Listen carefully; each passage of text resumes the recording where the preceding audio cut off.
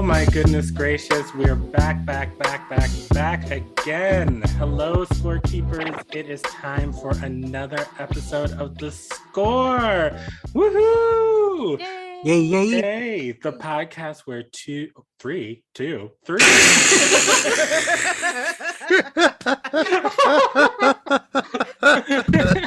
are three of us. I have only two microphones here. One of you.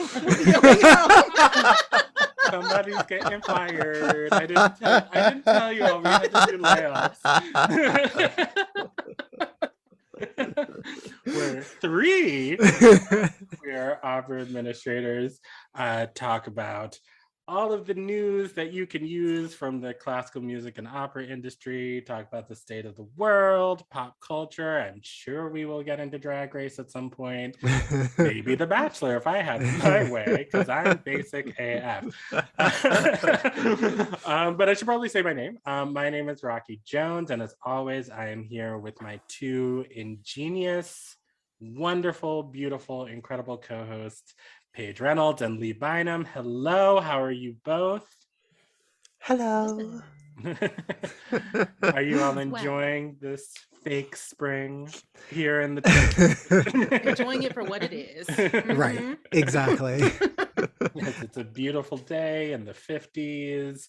We have probably 1 month until we can, feel like it probably won't snow again. But, Lee, it's your first Minnesota winter. It's almost over with. How are you? Is it? Well, You made it through the worst part. Yes, right. You made it exactly. through the worst. Yes. Exactly. It was, I mean, it was long.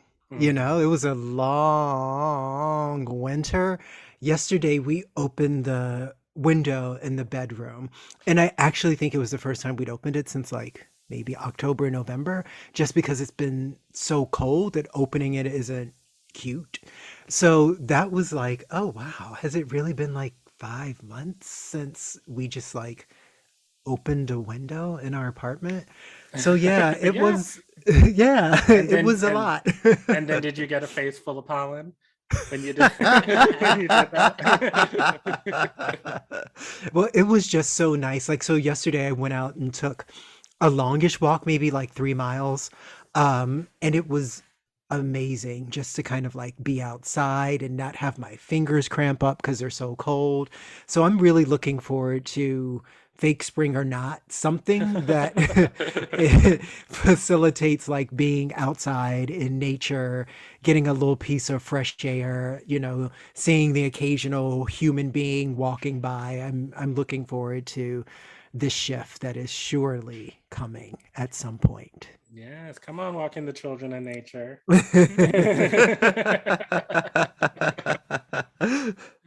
Well, I wish that for you too. I wish that for us all. I was thinking about taking a walk today, but I just I don't trust it. There's going to be a patch of ice. The sidewalks were pretty rough. There were still black ice spots and huge puddles, right? Because the snow has got to go somewhere, and where it goes is just right there. So yeah, you got to give it a couple more days. Mm-hmm. Yeah. I learned the hard way. Yeah. I was trying to make sure my dog didn't pull me the whole way. I was hold on, girl. Wait, you get. That's why I have a cat. Have we ever talked about my neighbor who walks his cat? Is this a conversation we've had? No. Oh yeah. I don't know his name. If I did, I would just say it, because I feel like if somebody's out here walking a cat, you really need to pay attention to them. But he will leash his cat in the little courtyard between my apartment is W-shaped, the building is. So we see other folks doing what they do, and he just goes out there and just walks the cat, and the cat somehow participates in it. So the whole thing is, it is one of the things I will never forget about this Minnesota experience. I had never seen that, and living in New York for 25 years, I saw some stuff, but this one is very new to me. But yeah, I have a neighbor who walks his cat. I mean, I've seen cats on leashes on social media, but I've never seen it in the flesh. In the flesh, in this neighborhood with and the first time Damien saw it, he like whispered, Lee. I'm like, why are you whispering at me? He just like points and we both see it, like mouths agape. Even McGonagall is sitting there like, what is going on out there? It was a whole lot. Well, because like Delilah, she once it gets nice out, she wants to be on the porch 24/7 and she's looking out the window. We have to open the windows for her. It's a whole thing. But like we can't like go out and like, you know, grab the mail or grab an Amazon package without knowing exactly like where she is because she Right. will run out. And like she doesn't go anywhere. She just goes to like the end of the sidewalk and then it's like, oh my God, I've gone too far. I've done too much. And then you run out and you scoop her up and we like freak out. But when we first got her, we were like, oh well, she really wants to be outside. Like maybe we should like get one of those leashes. And so we bought a leash and like all it took was 30 seconds of trying to get this leash on this cat. And it was I think it's the second maddest she's ever been. At us. The first was when we experimented with getting another cat. That's we're a one cat house. But I'm actually kind of legit impressed that this guy was able to get a leash on the cat and then get the cat outside and then get the cat to move.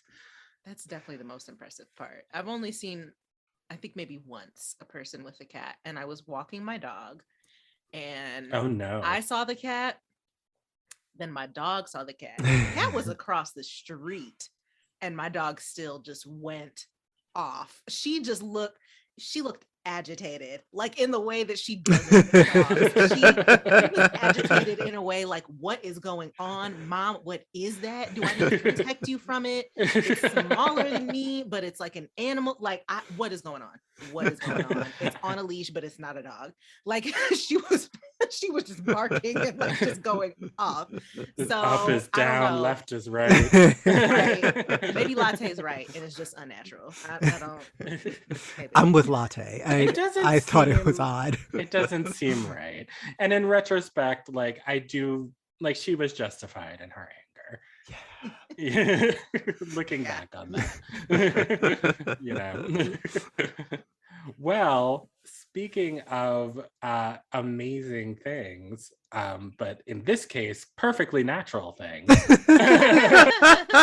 like that segue? Did you like that? Did you like that? Amazing, perfectly natural. Paige, I don't know if we've ever talked about on the show, though, but for the past couple of years, you have been studying to be a doula. Which is incredible. And recently, you were a part of your first birth. Congratulations, first of all. Thank you. Which is incredible. But like, I just wanted to just shout that out because that is so cool to me. And I just would like, what was that experience like? Can you like tell us about it?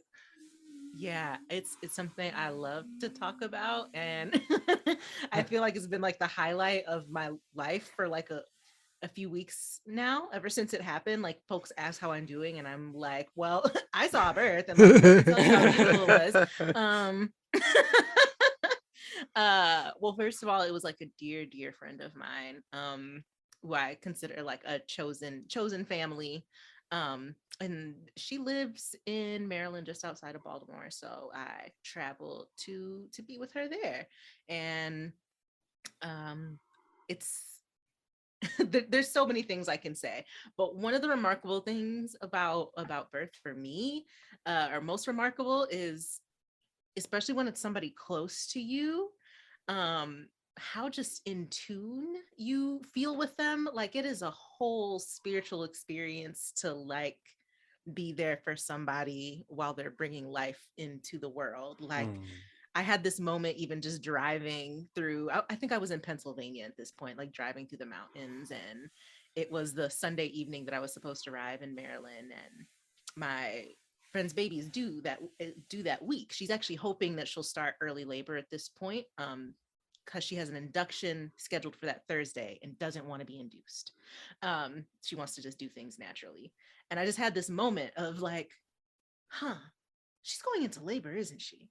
Like, I just knew it. I just knew it was happening. And then sure enough, when I got there, she was like, so I've been having Oh, contractions, like early wow. labor ones, like they're far apart. I was like, you won't believe it. But like I had this moment in the car of just like knowing, just knowing. And I mean, I think for me, especially as a doula, like this being my first birth, a lot of it was like that and really affirming that, you know, at some point you've gone through this training and there's like all the things you know, and you like stress over packing your doula bag right, and like you know, and reviewing all the different comfort techniques you can do. But then at some point it like is kind of just like, okay, you know what to do. And your main thing right now is to just be like fully in tune or attentive to the needs of the person giving birth, and sometimes their support people too, like their like her partner. And that was true. I was like, whatever nerves just like kind of felt melted away, and like it felt natural. Like I was just like present and just, you know, in it, and then like getting rest when I could, like Mm-hmm. and taking naps. There wasn't like time to worry too much. Um, yeah, you just help them out and then you take a nap. But it was gorgeous and beautiful, the miracle of life. My friend got to have the exact birth she wanted. And especially as someone who is identifies as a black woman, or black woman aligned, like for both of us, seeing that was just really, really healing. Like knowing the disparities amongst like black women and infants, and kind of the hardships that we have finding quality care, or even Mm-hmm. before you Absolutely. give birth or before you get pregnant, were you able to have quality like healthcare before then, and that impacts a lot, and all of that. But anyway, just for her to have like the birth, that exact birth that she wanted, um and to feel completely supported, have the exact people there that she wanted, it was just incredible and like so healing. I could keep it. Let me know if I'm rambling. I could keep going on, but like, No, yeah, not it was rambling at all. fantastic. Because like that just sounds like such a I mean, I would say I described it as a powerful experience before we started recording, but that even as it was coming out of my mouth, it was like, oh, that sounds like the understatement of the century. I keep telling one of the things I keep telling folks is to like see your friend do that, like someone you Mhm, love mhm. also, is just a whole other uh, experience. Like I'm also like I'm also now extra confused about how anybody can like mistreat or degrade or try to steal the rights from anybody with a vagina, because that is some powerful ish that I witnessed. Like I was looking at my, like I was of course like helping her and like trying to soothe her and calm her, especially during the most intense contractions and on the way to the hospital when it was like really down to the wire and we were rushing there and stuff. But I was also just like looking at her like, oh my God, look at her. Like just, oh my God, she's having a bit, like she's so strong. Oh my gosh. And of course, like they probably feel like all kinds of things like excitement and a whole lot of pain. But even if she's there Mhm. in like discomfort, I'm just like, oh my God, this is so beautiful. She, look at my friend. She's so beautiful. Like she looks so beautiful doing this and so powerful. And like, wow, I'm watching a goddess on earth. Like that is the feeling of just like, should I bow? Should I bring offerings? Because this is a divine moment. Like, ugh, just incredible.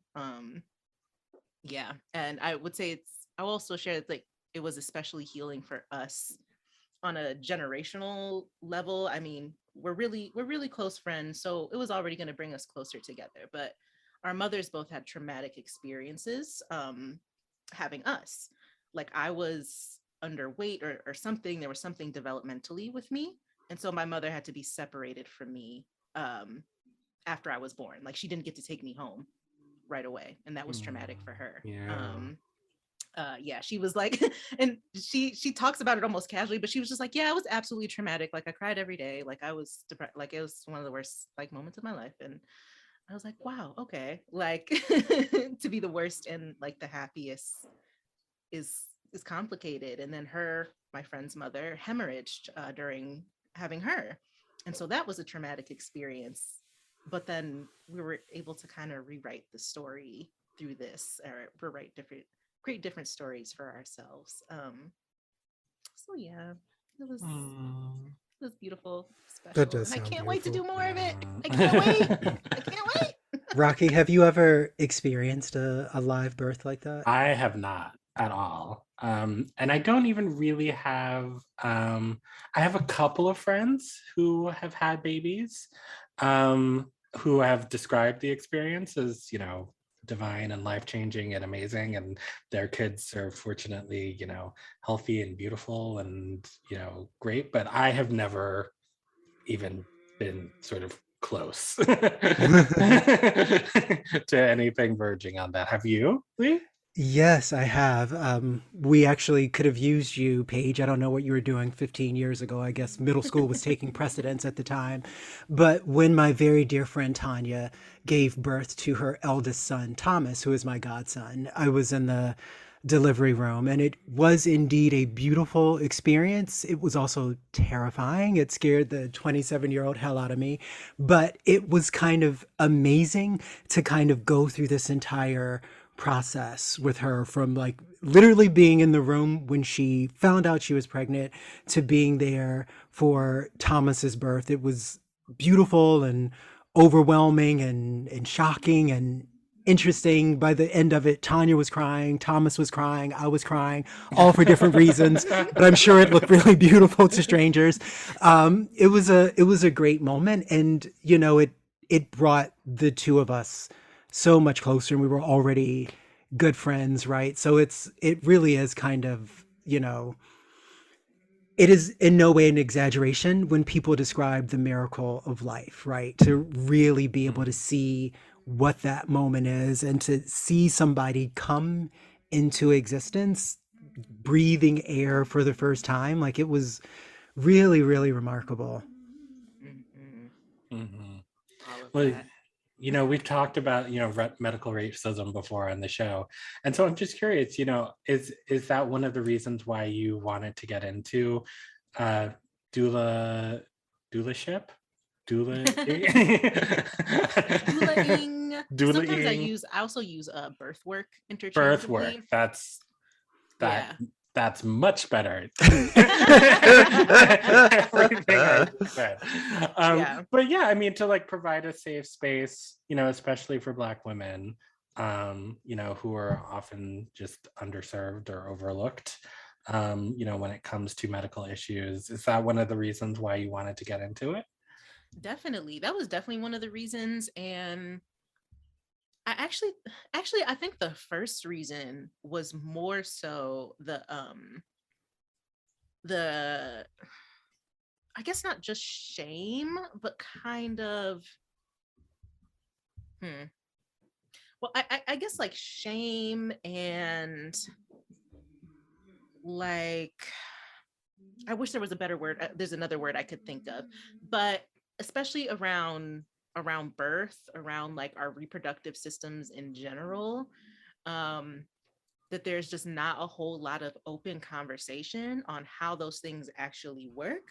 There's not a whole lot of conversation, or at least honest conversation, um, that I experienced around things like abortions. Like, Hmm. so that was actually where I Mhm. started. Like, before I even did a birth doula training, I did an abortion doula training. And that was partly inspired by like friends and stuff in college who had those experiences and felt like they couldn't talk to anybody. And like, here I am learning way down the road that like they went through that and were just like dealing with it, like in their dorm room by themselves, Oh my like not gosh. knowing. Oh, I can't even Yeah, Mm. like maybe imagine. told a Oh, friend or two. And yeah, so it was like that, just that stigma. um and I mean, also I grew up in the church, and so like, church, there can especially be a stigma around talking Mhm. around anything that has to do with reproduction or sexuality beyond just sex is between a wife and a husband and you save it for that. So, and it's like the conversation, no one even wants you to go beyond that. And so having a lot of those experiences made me want to be a resource to, I was like, there's so many people going through things alone when they don't have to. And I know it's just like not knowing where to start, or not knowing someone who's a doula, not even knowing what a doula is, if that exists.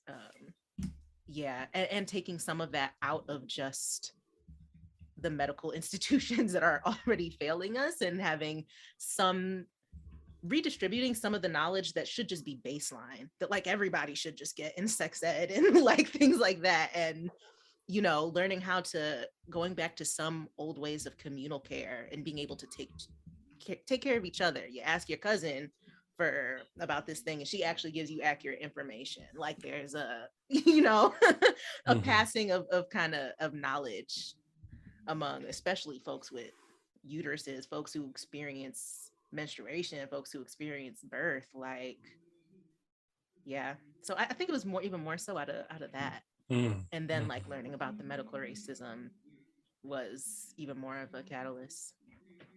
Well, wow. I mean, seriously, that's just so cool. I mean, and I just think it's such a beautiful service to be able to provide for folks in the community who need it. I mean, I wonder, should we take it all the way back? And just in case anybody who doesn't know what a doula is, do you mind just explaining what that is?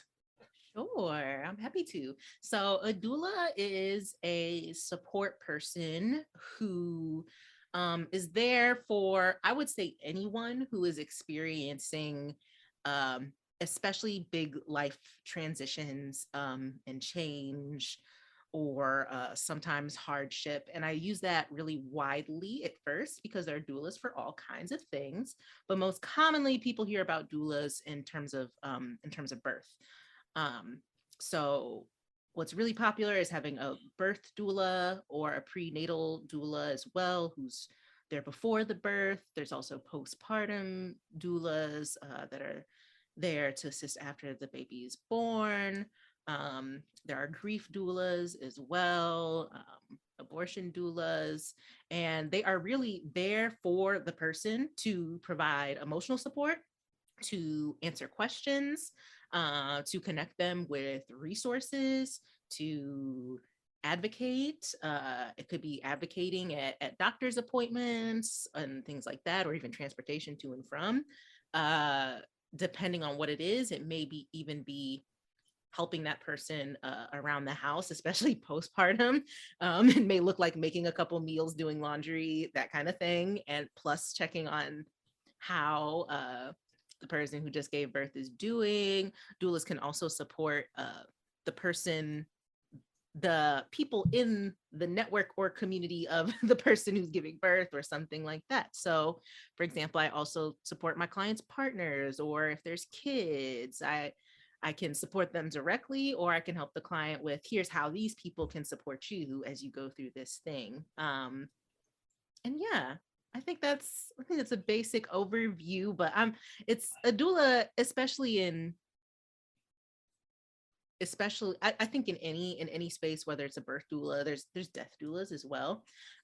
They are there for the needs of the client. Like, think of it as a person who is there solely for your emotional support, educational support about whatever health thing is going on. Like, they are there for you and don't influence you to make decisions one way or another, but rather make sure that you are informed so that you can make the decision that you want for your body.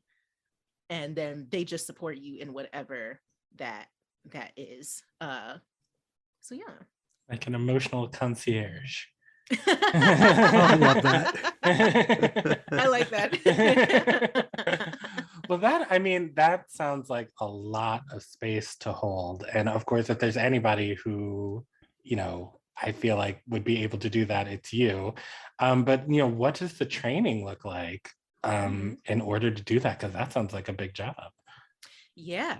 Well, so one thing I will add to that, a caveat, is that the doulas do not give medical advice or like medical interventions. We provide information. We do not, we especially, we provide information. We do not tell you you should do this, you should, we let people know of their options. So there's a little responsibility taken off in that sense. But the training, most basic training, like looks like learning about the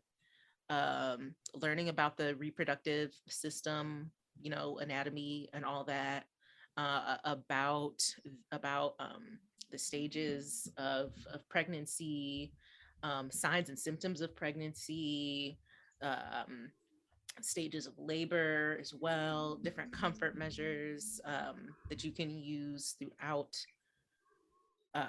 prenatal or labor or postpartum. It can look like learning a little bit about nutrition.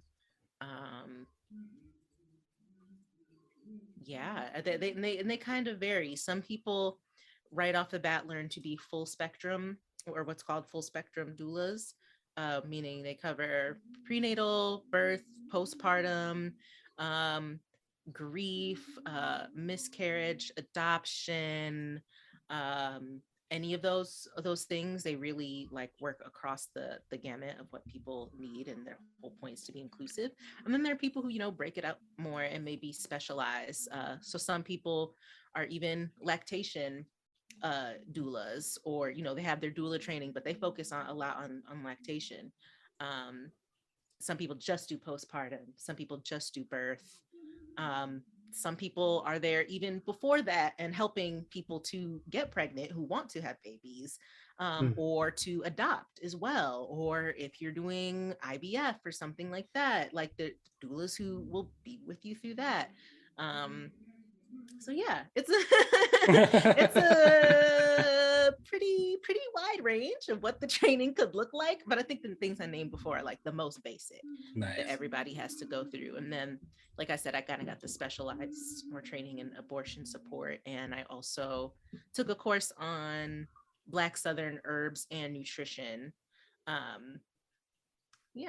that's where my expertise is right now.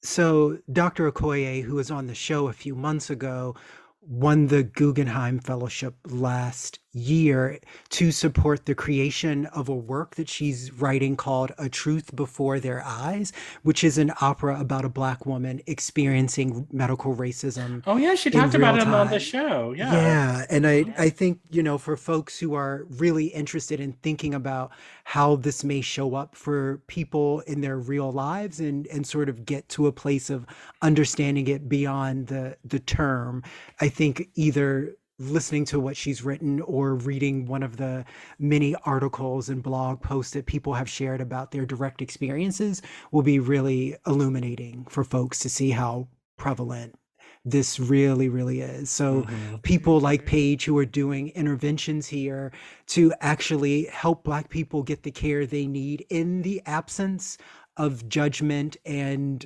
presuppositions, it's so important. So important. And I have to add to that it's the medical racism, and also the I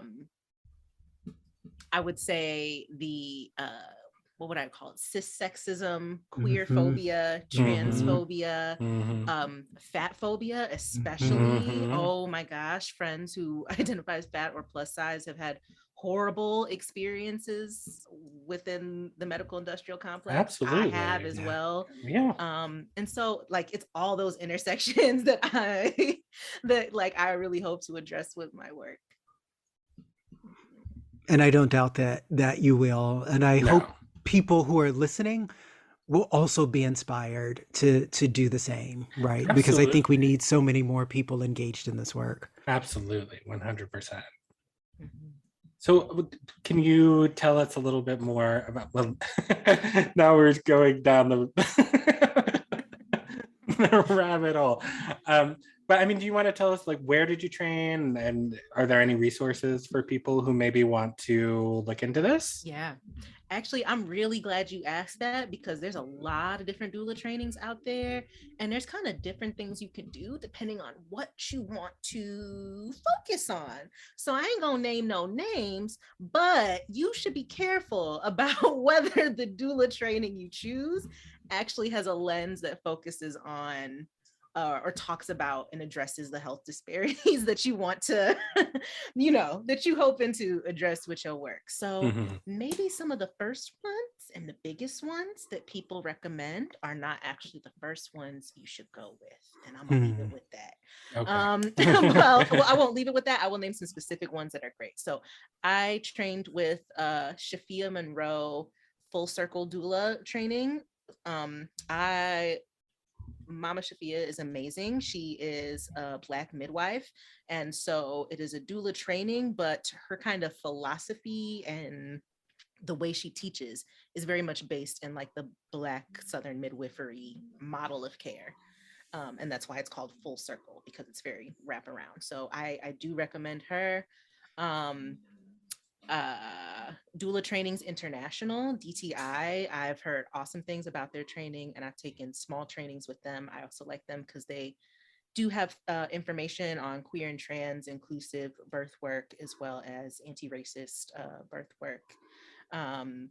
And I would say here in Minneapolis, or based in Minnesota, I can recommend checking out the Healing Justice Network. And, shout out to folks who are here in this region. They have a resource list and with lots of doulas of color, some of which are also trainers on their website. And there's also the National Black Doula Association. Shout them out. So there you can find doulas in your area, and they also have their own training. And then the last one I'm going to shout out is Divine Wisdom. She is Miss Divine is amazing. She is a doula. She may be officially a midwife, I'm not sure, but also an herbalist.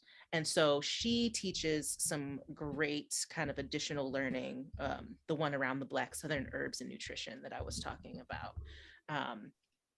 And kind of teaches you some tried and true herbal support that you can use with your clients or for yourself, nutrition, and what kind of traditional Black foods are actually really great for pregnant folks, and or whether you're recovering postpartum. Hint, okra. Okra is amazing. Get your okra. Yeah, so that's what I'm a shout out. Okay, cool. Well, we'll put any links or social media handles that we can get. We will put those in the show notes. Yeah, happy to share. So cool. Congratulations. Yeah, it's beautiful. Congratulations. That's just so cool. Y'all.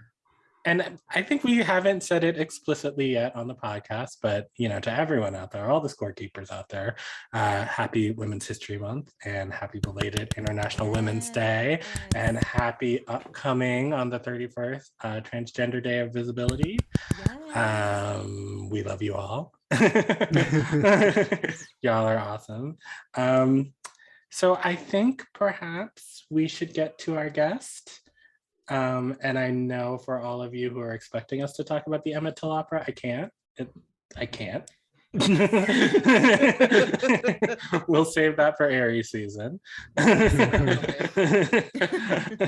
But we have a spectacular guest coming up, the amazing Eun Lee from the Dream Unfinished, the Activist Orchestra in New York City.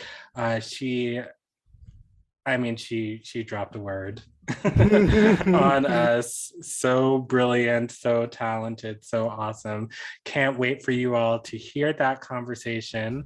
And luckily, it's coming up right after the break. So we will be right back.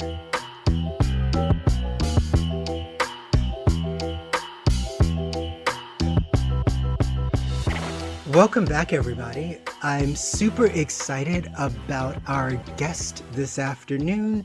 She is a very, very exciting person in the space in which we all work, and also just a dear friend. And I think you will really enjoy this conversation. Our guest this afternoon is Eun Lee. Yay! Yay! Muppet cheer. As a teacher, musician, and arts professional, Un has prioritized socially relevant musical experiences for audiences of all ages. From 2012 to 2016, she worked as a teaching artist throughout New York City, and since 2015 has worked as an administrator at institutions such as the Orchestra of St. Luke's and Carnegie Hall. She currently serves as Associate Director of New Initiatives at Lincoln Center for the Performing Arts. Un is also the Executive Director of The Dream Unfinished, an activist orchestra which she co-founded in 2014. As some of you may remember, I chair the board of The Dream Unfinished, a project of which I am incredibly proud. Un has also been invited to speak at The Dream on behalf of The Dream Unfinished at Chamber Music America, the Kennedy Center, Harvard University, and other institutions. She is a graduate of Northwestern University. Thank you for being with us this afternoon, Ms. Lee. Well, thank you so much for having me. What an honor and a treat. And I very much consider myself a scorekeeper. So That's the first time I think I've ever met a scorekeeper. Like a self-identified scorekeeper. That's so exciting. So I think this afternoon there are lots and lots of things that our listening audience will be really interested to hear your perspective on. I've certainly learned a lot from you myself over the last several years. But I think if we could start with The Dream Unfinished first, that's probably a really great place to sort of orient folks to what it is that you do. Could you say a little bit about what The Dream Unfinished is and give us some information about its genesis? absolutely. So as you had recited from the bio that I sent you, we call ourselves an activist orchestra.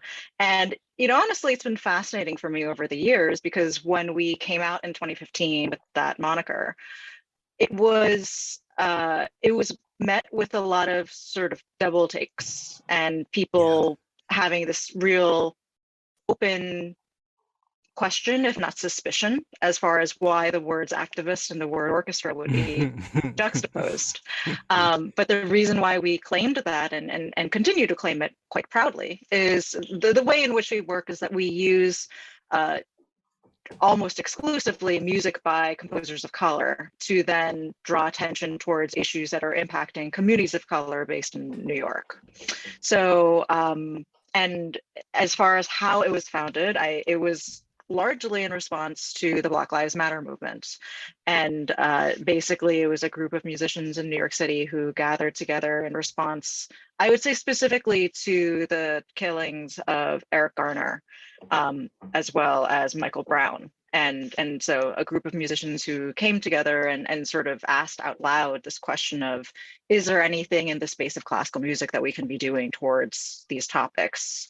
And when we realized that, at least immediately around us, the answer was no, then it was a matter of finding the answer within ourselves and finding a way where it was through this collective then of, initially it was this one-off concert that none of us knew what we were doing.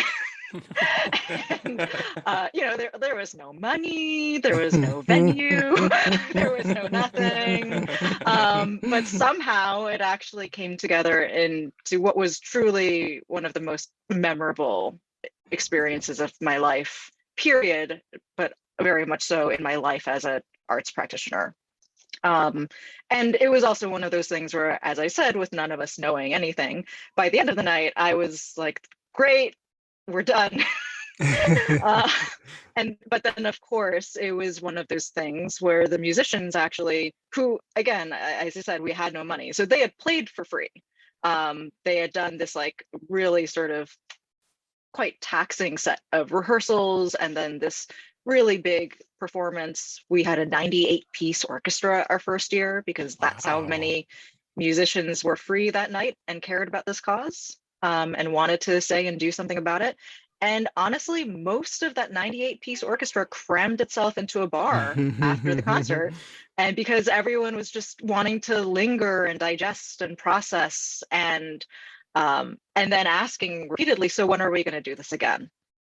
And it was really from that I realized, like, oh, this is something really bigger than just this one night that we all experienced. And that was, so we did the, I think, very typical journey of a lot of artist collectives, where we were fiscally sponsored and still just trying to kind of figure out who and what we were and what we were doing.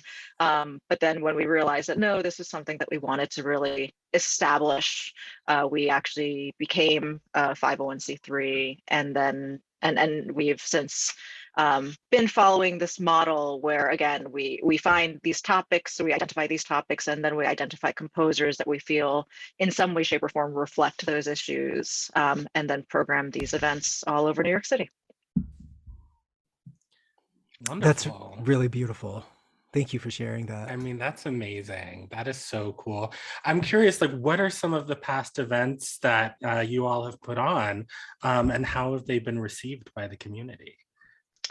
Yeah, so it's been a real range of topics that we have covered through the seasons. Probably the season where we had a lot of public recognition was in 2016. So that season was entitled Sing Her Name, and it was an homage to the women of Black Lives Matter, women, and of course, female identifying individuals.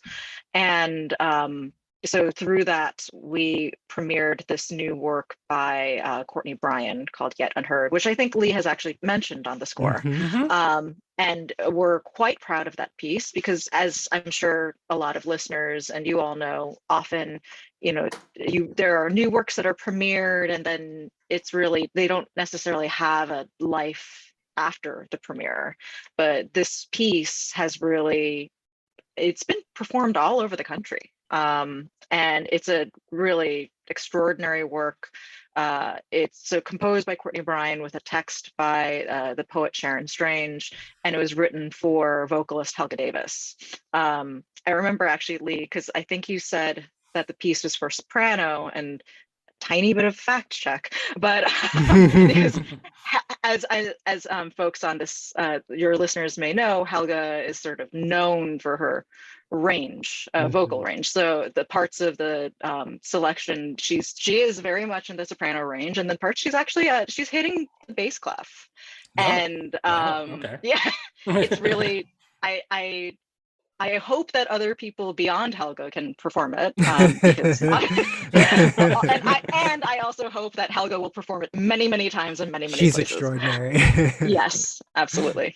So that was certainly one of our, bigger, splashier events. But other seasons and other concerts that we've done since, that I would want to bring up. Our last orchestral performance before COVID times was called Deep River, and it focused on communities of color that have been impacted by environmental issues. And I was actually quite proud of that programming because it really, we were able to touch on not only things that are sort of further shores, like pointing to the ongoing recovery really from Hurricane Maria in Puerto Rico, but then also hyper local issues like, frankly, the ongoing recovery from Hurricane Sandy in New York, because that community in Queens really has not fully recovered. And so the fact that we were able to, use music to speak to these climate issues, and I think, it's even something different in 2022 versus when we were doing the concert in 2019, because at that point people were still sort of in the headspace of, oh, climate change, but that's something kind of, in those states or in those countries, and obviously now we all, I think it's very clear it's inching towards all of us wherever we are. But the fact that we were able to use music to cover and speak to such a wide range of regions and communities that are impacted by a truly singular issue, I think that was something that we were pretty proud of presenting. Wow, that sounds amazing. That Well, sounds thank you. so amazing. And I think I also love hearing about the Dream Unfinished and groups like it that are these multiracial like kind of coalitions, but that often I think form like I hear so many of these formations that form often around like Black Lives Matter, like huge movement moments, or after like being catalyzed by often like specifically anti-Black police violence. And so it's just like striking me the intersections and how like folks often use as a jumping point, and like see how this connects to all of us. Like this is a thing with all of us. So I'm also wondering if you can speak to like how that has shown up in your life, and maybe even before and into the founding of the Dream Unfinished. Like what drew you to this work? And what were like your experiences with activism in this space before? Sure. Yeah. I mean, I would, it's interesting because I had a similar question as far as, if I had any sort of um, role models or people in my family. And initially my reaction was no, but then I realized I was wrong in a way. So I come from a family of visual artists, and my parents specifically are children's book illustrators. And my father's best known book is called Baseball Saved Us. And it's actually the story of the Japanese internment camps during the US. And I was sort of reflecting further on his career as an illustrator. And he's done works on a number of pretty heavy topics. Other children's books included, and I think partly because of his background being an Asian American illustrator, the topics then skewed towards that demographic. But he also illustrated a biography of Sammy Lee, who was one of the first one of the earliest figures of Asian American athletes in Olympic sports, as well as Sugihara, who was the Japanese, I believe, ambassador that was signing visas so that there could be, these refugees that were escaping the Holocaust, guiding their and supporting their ability to transport themselves to safety. As well as with a Korean publisher, he did this book that was speaking to the story of the Korean comfort women during the Japanese occupation. And so I kind of sat back then and realized, well, I mean, he's in a way has been an activist through his artwork and through the body of work that he's really been creating, as well as the fact that it's a vehicle for wider, younger audiences to be made aware of these stories. And obviously I can't leave out my mom, but over the recent active in terms of environmental topics in Korea. So they've actually been involved with different sorts of, and it's just funny because they're actually a very sweet, obviously a little bit older Korean couple, but they have these photos of them at these different protests for going against national parks and making sure that going against the development of national parks and fighting towards their preservation, as well as just increasingly asking these questions of how we can be more responsible stewards of the resources that we have. And so they've been working on this book project for the last literally 10 years.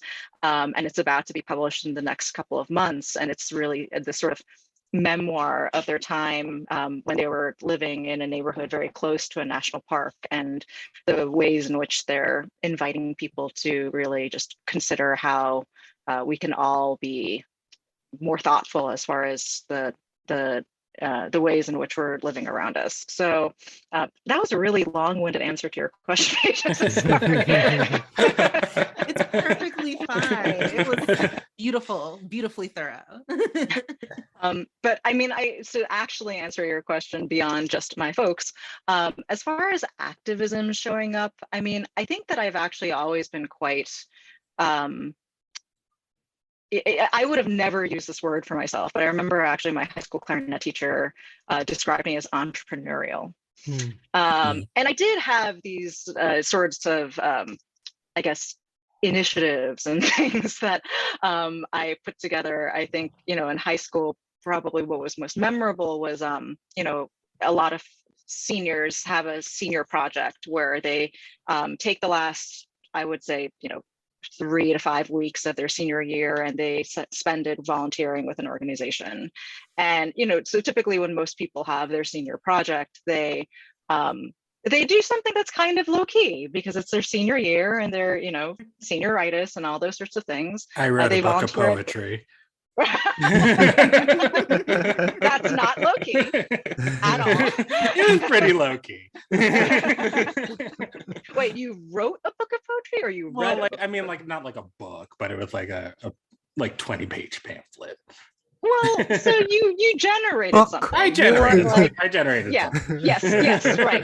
Book. A book. And I decided that my decidedly not low-key task would be to produce a benefit concert for 88.3 WBGO. Yeah, see, that's way more high key than what I did. We actually premiered this work that was Swan Lake Swing, and it was like it's sort of in the style of how Tchaikovsky's Nutcracker was reimagined by Duke Ellington. So we did the same, but for the Swan Lake Suite.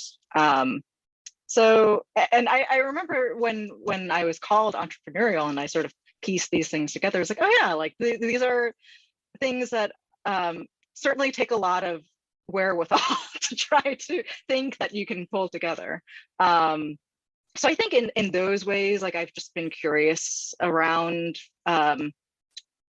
these sorts of topics and issues that I care about, and then finding ways of engaging with them that I think is sort of, even unbeknowingly to me, go a step beyond what at that moment I'm even capable of doing. And then it's really in sort of, I guess, frankly, getting in over my head, then we see where the projects sort of evolve and become into things unto themselves. No, that's great to hear. And while we're on the topic of projects, my senior project, my friends and I made the world's largest periodic table, and it ended up hanging in a bunch of science museums around the country. But that is the definition of a tangent. What I actually wanted to talk See, about. I just wrote a book of poems about my ex-boyfriend. Well, now I'm I actually like doing things. I know that's a tangent, but now I really want to know what Paige did, or if there was a senior project. There was not a senior project. But you know what? I was the kind of kid who was already too busy. I didn't need a senior project. I had choir, I had theater, I had church stuff, I had these grades, I had your schedule was your senior project. pretty much, yeah. Auditions and things. Yeah. Seeing if you could take a nap, perhaps in the middle of all that. Was your senior project. Right. I may have managed to fit like a cute little senior skip day in there or something like that, There you go. One of the questions that I have is, hearing about the work that you're doing at TDU. Am I in the know now? TDU. You're in the club. Okay. Just this incredible, beautiful, progressive, beautiful work that you all are doing in the classical music space. And so many of the people that we talk to on this show, or who are out there, other scorekeepers who are listening, there's just sort of this reputation for, classical music, opera being just very stuffy, very behind the curve when it comes to these issues. And so I'm curious, if that's sort of your feeling about it as well, and why you think that is, and what are some of the changes that you think that, classical music organizations, opera organizations should be making as we head into our hopefully bright new future? I think that sentiment is true. Mm-hmm. I was in a conversation a couple of years ago, and one of the folks who were at the table he was sort of bashfully admitting that he had never been to an orchestra concert. And I said to him, that's not your fault, that's the orchestra's fault.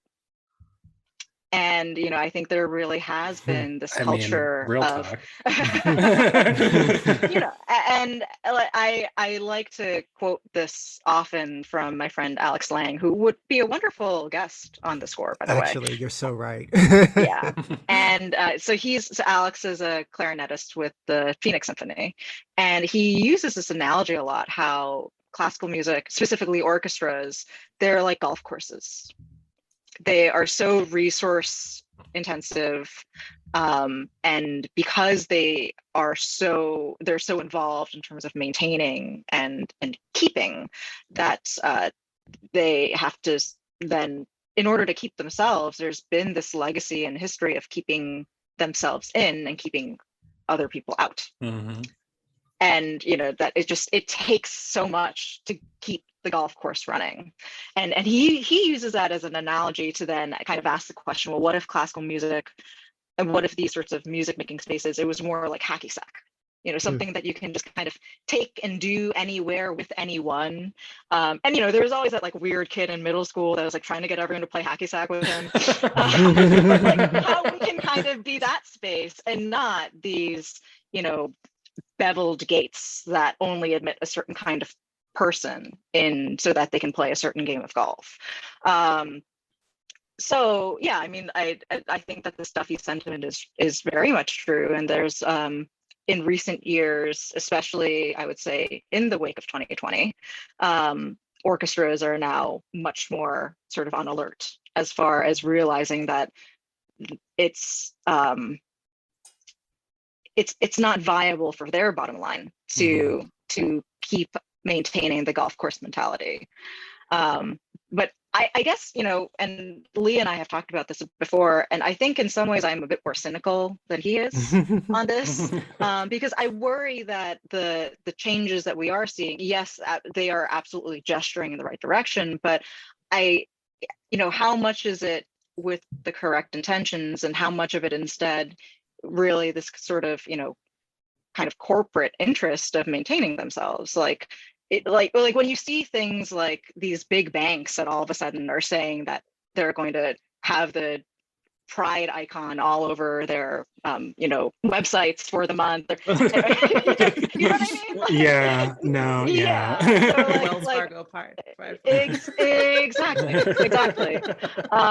So like, how do we make sure that it's not that space, and instead that it is a space that is really coming more deeply with authenticity? And you know, I think one of the cleanest and clearest ways and mandates of meeting that is to make sure that any sort of equity that you're speaking to is not only however you're engaging with your external stakeholders, but also your internal stakeholders.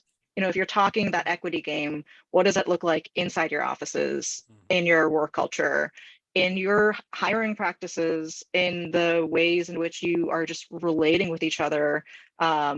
And then, you know, because I think that's actually a much more organic way in which then that can lead into, well, how are we better reaching audiences? How are we better reaching this mythic community that we're serving? You know, like how are we showing up outside after we've cleaned up ourselves inside? Mm-hmm. Yeah. All of that. Yes. All of that. I'm also thinking about how like so much of what you've mentioned, and even just like feeling like classical music in general is behind the curve, is like not a new sentiment that like a lot of us have felt that way for a long time.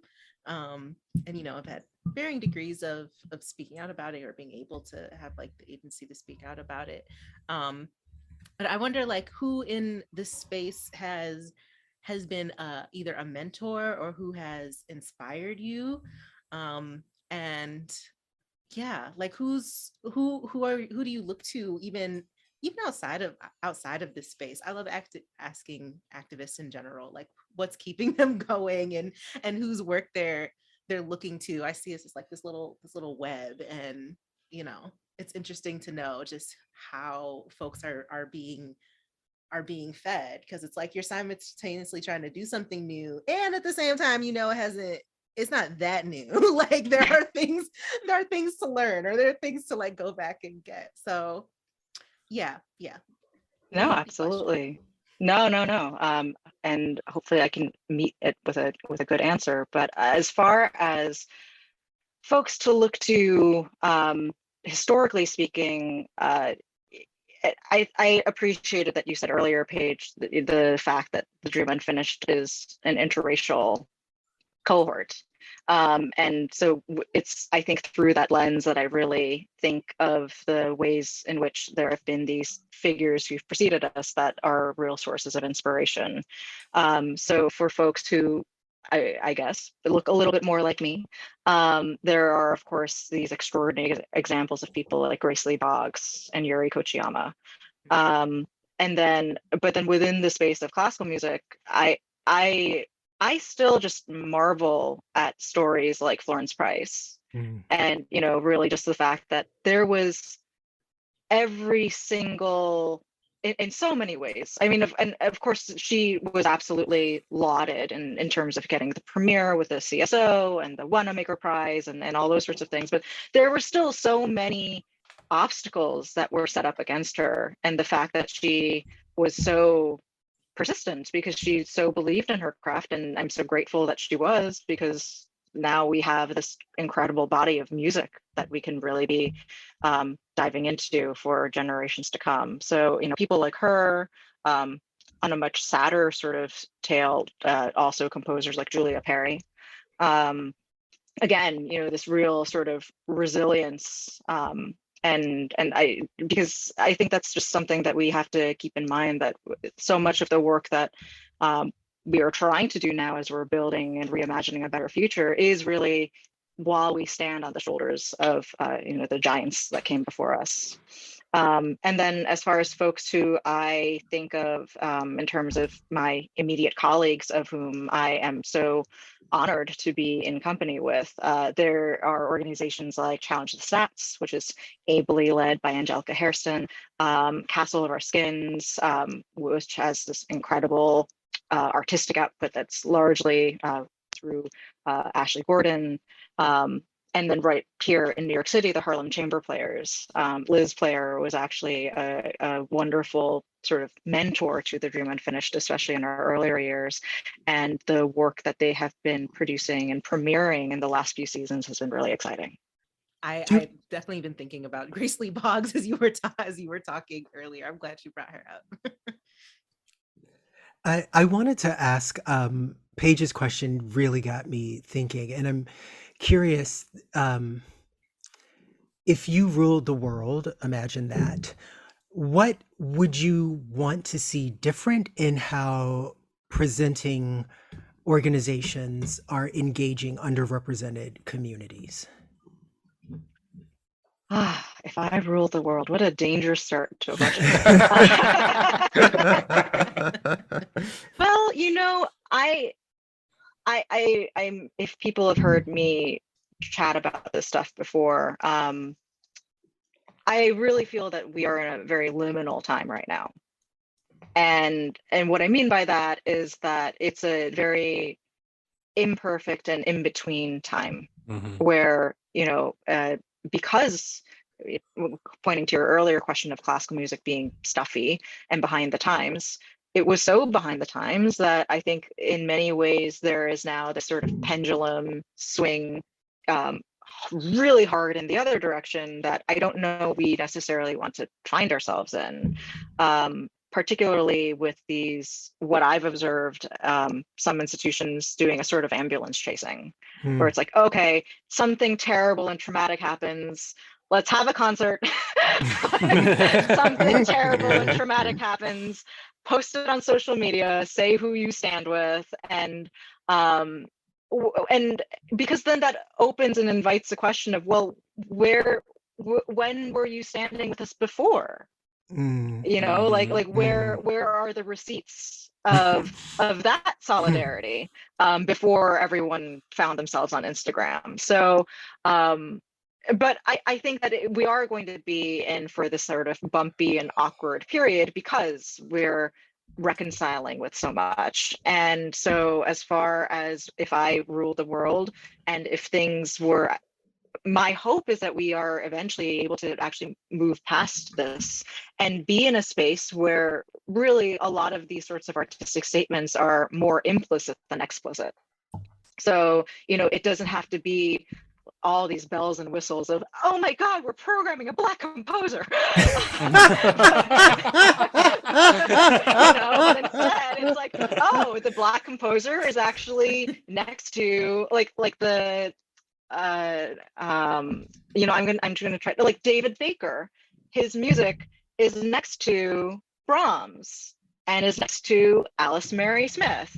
And you know, this is just a good program. It doesn't have to be any awareness month. You know, no one had to have died recently. Like this is, if orchestras are going in through their mission statements of feeling that they want to be stewards of an art form, then be stewards of the art form and present a balanced program that also happens to be actually quite inclusive and representative, and doesn't have to have all of this sort of fanfare that's associated with it. So and you know, I think it's doing things like that and then also really sort of rethinking how it is that they engage with their audiences. And you know, this is a thing that I had shared with the team at Minnesota Opera that I hope I can also share with listeners to the podcast, but this idea of Sherry Arnstein's ladder of citizen participation. So for listeners who aren't aware, it is this sort of framework or model that this sociologist Sherry Arnstein had devised. And it was actually originally created as a way of sort of asking and analyzing how it is that generally government agencies were working with communities in terms of any kinds of interventions, like perfect example being a playground. You know, did the community decide, number one, if they wanted the playground? Number two, where the playground is? Number three, what the playground is made of? You know, like those sorts of questions, because so often there are people who mean really, really well, but then they just go and make the playground without actually asking anyone if they wanted the playground to begin with. So that would be my other thing if I was this, you know, terrifying dictator, that how we can get folks to actually really reflect on how it is that they are speaking with stakeholders, and actually not just speaking with, but really authentically sharing power, so that any sorts of programming that is meant to be based or sort of speak to a specific audience, that specific audience has a voice, many voices at the table before anything is even implemented or operationalized. Yeah. You sound like a pretty benevolent dictator to me. But I love the way that you describe the state that we're living in as liminal. You know, first and foremost, it's one of my favorite words, but but it's so true though. And you know, being in this liminal state right now, where you have, you know, a lot of organizations that like tend to have the best of intentions, but like, you know, are not, you know, are not, you know, using that ladder model at all. And, you know, especially, you know, as a person of the global majority, who is an artist, who is an administrator, sometimes it gets so frustrating. The pace, the slowness of it all, you know, trying to, you know, change things, trying to convince people of, you know, basically everything you just talked about. But I wondered, like, do you have any advice as somebody who, you know, is on the inside, who is doing this work in such a cool, progressive organization? What is the advice that you have for, you know, young administrators or young artists who perhaps are feeling a little kind of claustrophobic, a little, you know, just stymied by sort of the pace of the changes? The advice that I would share is to really make sure, and this is, I think, particularly challenging given the way that the way that social media is devised, and the way that really these sorts of unwittingly we are engaging with large corporations. But it is this terrible hazard right now where we exist in echo chambers. Mm. So what my advice would be is to make sure that as far as especially younger folks who are developing their network in the field, to make sure that their network is diverse in the true sense of the word. And, you know, that it's folks that are also, I am able to gain so much clarity and perspective because I think I have actually a pretty wide range of people who I can sort of just check in with. And so wide meaning, you know, from different age brackets, wide meaning from large institutions to big institutions, wide meaning, of course, you know, demographically where these folks are hailing from. Because I think that it's really through having a large balance of perspectives that then people can come to their own conclusions rather than whatever the I'm supposed to call it meta now, right? Like whatever that, whatever that algorithm is feeding you of what it thinks you want to know. Instead, like how you can make sure that the people that are those little voices on your shoulders, that like that's as wide of a breadth as possible, so that you're really getting as much of the picture as you can. The question that's coming up for me, and maybe because of as we talk about things like repertoire, and especially what folks with resources can do, something we've often talked about on this show is kind of the balance, especially when telling the stories. I think we've often talked about it in relation to Black folks, but really for any marginalized people, the balance of telling the truth, especially about our trauma, versus exploiting it, and where that line is, knowing that we need, you know, some of everything. Like life is life is complicated, and I just wonder like what your thoughts are on that, on especially this trend of, or what often feels like having so much of the bad and not our triumphs, or at least something that's a little more complicated than just a tragedy, you know. So I wonder what your thoughts are on that balance, and even how you find it, if there's a way that you that you kind of strike that balance. That's a tricky question because I think it's an evolving thing, you know.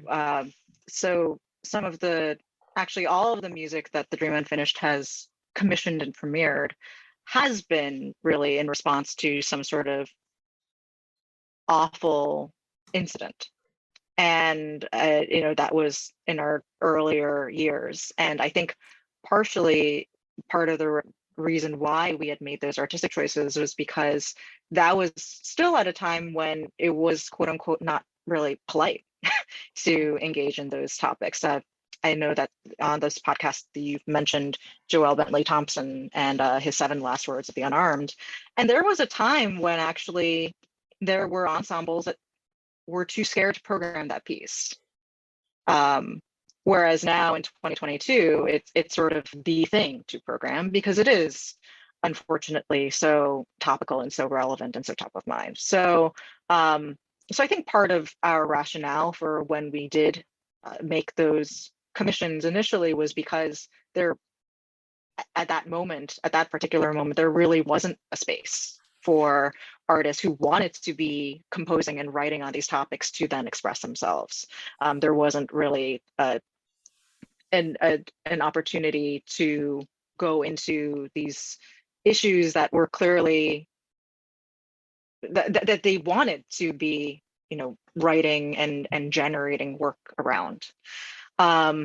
So where we are now, we, you know, actually we are working on some other commissions, but they are, as you said, Paige, decidedly not around these sorts of darker topics, and instead trying to use, one of them is and hopefully if I can get all of this ironed out, but one of them is going to be really celebrating the poetry and legacy of James Emmanuel. And so I think it is actually this, and I've heard you all on this show mention Black joy and celebrating the real sort of richness and positivity that can come out of one's lived experience. So I do, at least for this particular moment, see us working with that goal in mind. But as far as a sort of like more evergreen answer to your question, I think it's really just it's on the artist. I think that this is an instance where as a presenter or as someone who is commissioning new work, that rather than making any sort of dictate or parameter around it that's constraining their artistic practice, to instead just try to provide as blank of a canvas as possible. And if the artist wants to celebrate one thing or, commemorate another thing, that is their choice. And however it is that we can really just be best supporting that choice. I would really like to see, foundations and funders and arts institutions moving more in that trend rather than having this sort of wish list, because I think that gets into the sort of commodification of trauma, and creating that sort of domino effect. Whereas I think artists want to be artists, and they want to make art, and that art should be what they dictate and not what someone else has made the decision on behalf of them for. Yeah, that sounds exactly right. And I know we're getting to the end of the hour here, and this has been a really, really rich conversation. You've definitely given me a lot to reflect on as Absolutely. we go on. But I wanted to ask you, before we thank you for your time, it's a rare thing that we get on this show, someone who actually programs work and commissions work. So I'd love to hear if you have a recommendation or two for our listeners about whose work you like right now. Who are you listening to? Who do you think we should be listening to? Anything like that? Sure. So for practitioners that we have in our circle, as I mentioned, Joelle Bentley Thompson, Trevor Weston, Courtney Bryan. Hopefully these are all names that are already familiar to your listeners. Mhm. Wang Ji, I've actually been really excited to learn of her work and to continue to get to know it more closely. And then actually, so this is, I've been picking up my own instrument again recently. And so for composers who are not among us, but who can continue to be programmed, certainly Alice Mary Smith, as I think I mentioned earlier, David Baker, as I mentioned earlier. I mean, I think people don't realize that there's actually so much great repertoire that's already out there that someone has composed.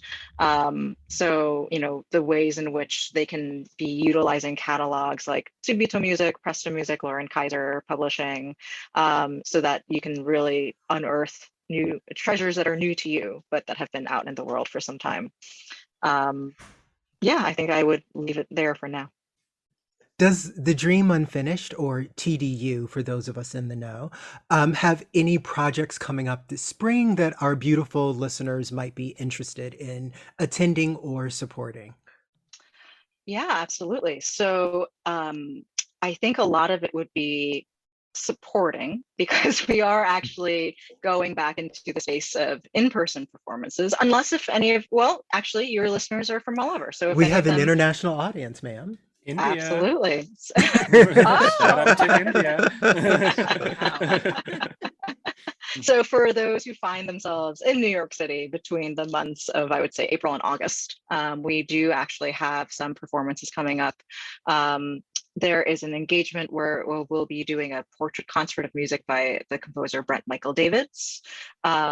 This is still a little bit under wraps, but we are working on some voter engagement efforts towards the in Queens towards the June primary. So that'll be later in that month.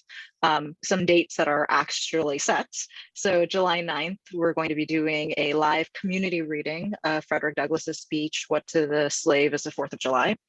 And then August 20th, we had a really successful health and wellness music festival last year. And so we are going to reprise that. So that'll be the Vitals Festival. And both of those two events that I just mentioned will be taking place in partnership with the Jamaica Center for Arts and Learning. Awesome. Lovely, lovely. Thank you. Those are great. Thank you. Yes, yes. Everybody check all those out. And before we let you go, of course, once again, thank you so much for taking the time to be with us. Thank you for having me. This was such a beautiful conversation. I feel like I learned so much. I have so much, like Leah said, to reflect on and think about in my work as well. But before we let you go, we just want to make sure that everybody gets all the information that they can about TDU and everything else. So can you drop that website, those social media channels, all that good stuff? Absolutely. So we are the dreamunfinished.org. And generally our handle is, if I get it right, on Twitter and Instagram, we're at dreamunfinished. And on, I guess now Meta, it is at the Dream Unfinished. So, never get over that. So and we're actually a pretty easy Google search too. So if folks want to find us that way, but we are very excited about our upcoming engagements this season and hope people will come out and support us. And we're also so thrilled to, be featured and included on the score. And I can't wait to keep listening and hearing whoever you have as your next guest. Oh, well, I assure you the pleasure is ours. And for all the scorekeepers out there, check the show notes. All the links and everything will be down there. And Eun Lee, thank you so much once again for being with us. This was awesome. Yay. And we will be right back with Pure Black Joy. Woo!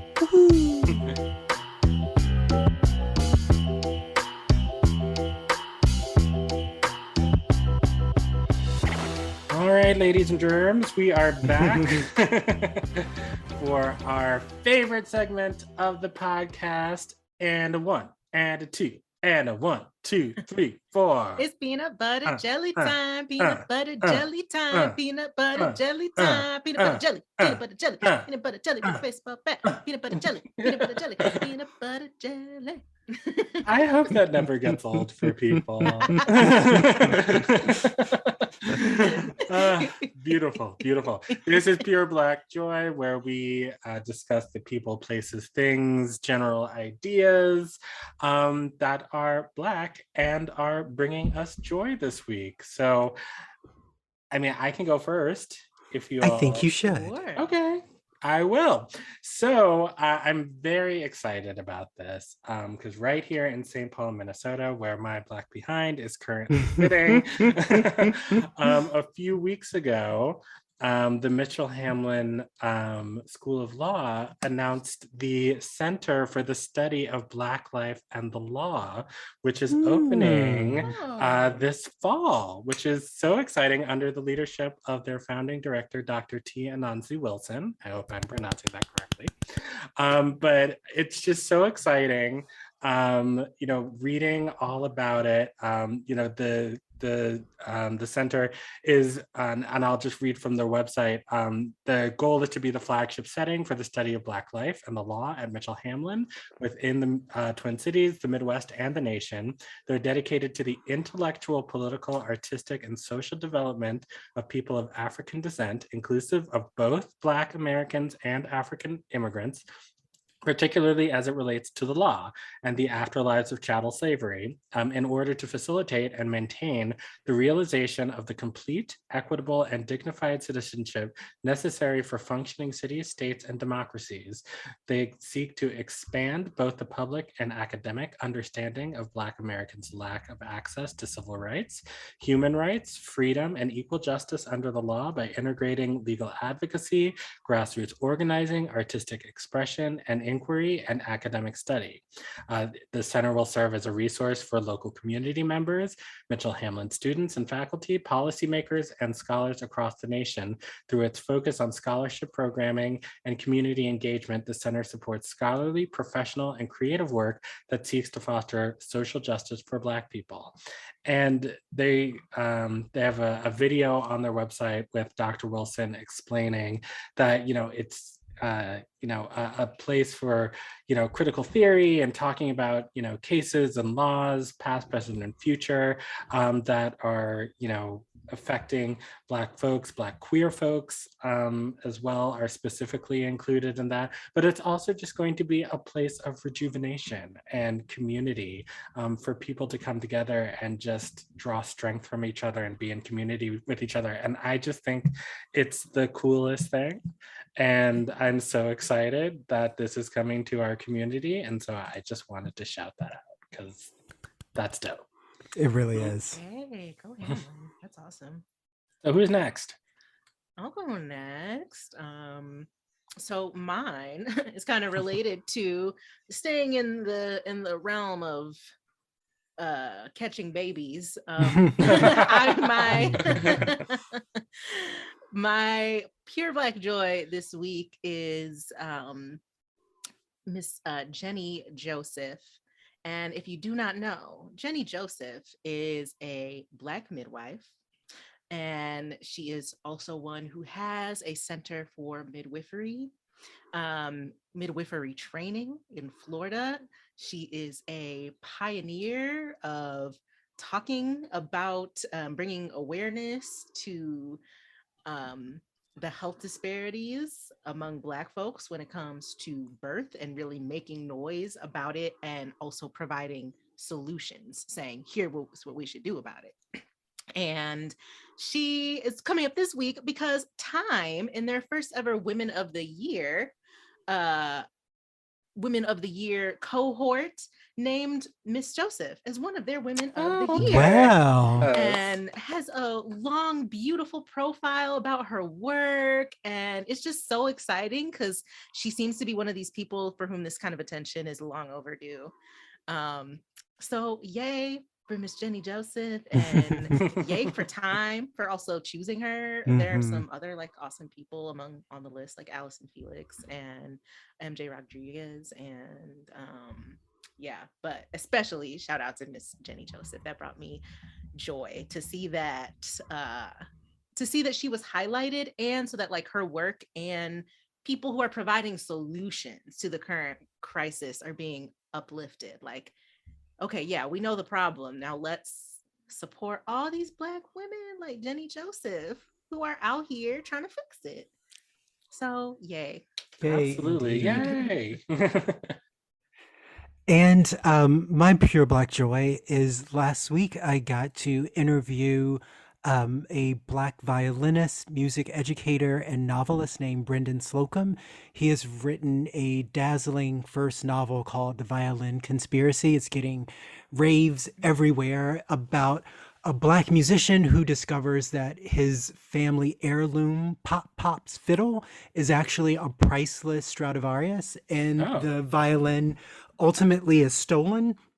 And Brendan takes us on a journey of not only solving the mystery of how it was stolen, but the particulars of this Black family, their time in slavery. He goes into a lot of detail about how something like a family's priceless heirloom could have ended up in the hands of the Black family. He also does a really interesting exploration of what the experience is of being a person of color in classical music. He does not hold back on how complicated a space it is, and it's a really great book, a very quick read, and we had a really lovely conversation. So shout to Club Book at the Friends of the St. Paul, Minnesota Libraries for organizing it, and I will have the show notes include a link where you can see the interview, because Brendan is just interesting and funny and a